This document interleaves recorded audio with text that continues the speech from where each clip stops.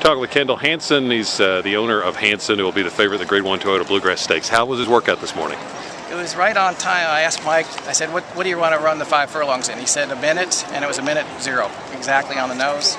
His exercise rider, Leon's got a clock in his head. If he wasn't so big, he'd be a great jock. You know, that's what I look for in a jockey.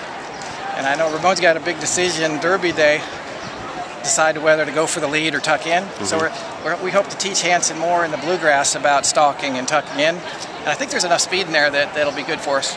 But he's already shown he has an inclination to be able to do that with his last race, right? Yeah, the Gotham was perfect. Yeah, we had that bad post position, and he took that in class. He had the best view of the parking lot. It looked like he was looking at the crowd a little bit too, but he followed, I think it was King of Crusader, 9-horse right around, and got a nice stalking position, 2nd and 3rd, and just relax is what we want. How has he changed just physically or personality-wise from 2 to 3? Anything you've noticed? He's not much bigger. You know, he's probably 16. You know, a lot of his competition is a little bit bigger. They're a little older. He's almost a Maypole, I think April 23rd, and but he's calmer. You know, he has so much fun at the track. It's playtime for him.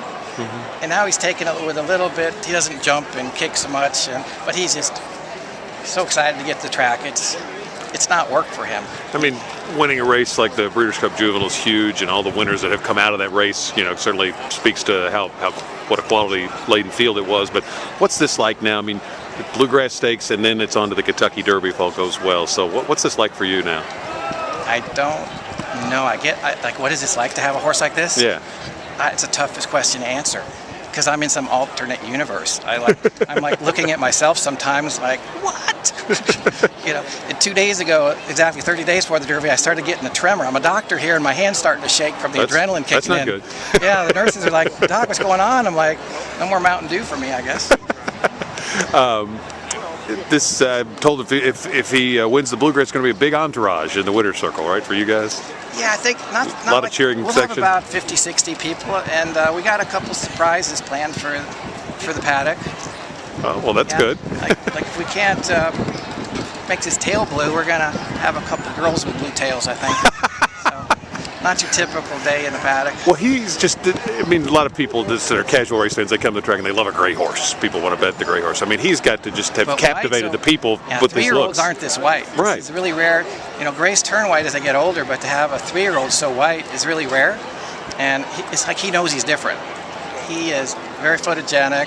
You probably get a lot of comments, letters, whatever, emails about just for that reason. Mail from as far away as Tokyo, Japan. He's got entire kids' classes writing him and sending him artwork and so forth. So it's a lot of fun. When can you remember when you first started to? I mean, all these horses get you excited, but to think he had this kind of ability, do you remember the first moment, maybe when you noticed it, or Mike told you about it? Mike was telling me, and his brother was an allowance horse, and I thought, you're not going to have 2 good ones in a row. And allowance was kind of my limit. So when Mike was trying to explain to me, he used the words absolute superstar.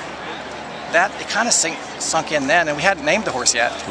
And that's, I had 2 days to name the horse. So I apologize about the name. I'm sure people think it's very self-aggrandizing, but it's for my family, you know. And it was under the clock. Under and Mike said it had to be a short name, not absolute superstar. It had to be a short name because he's a good horse. So I haven't been razzed too much about that. Well, good luck. Well, thank you very much.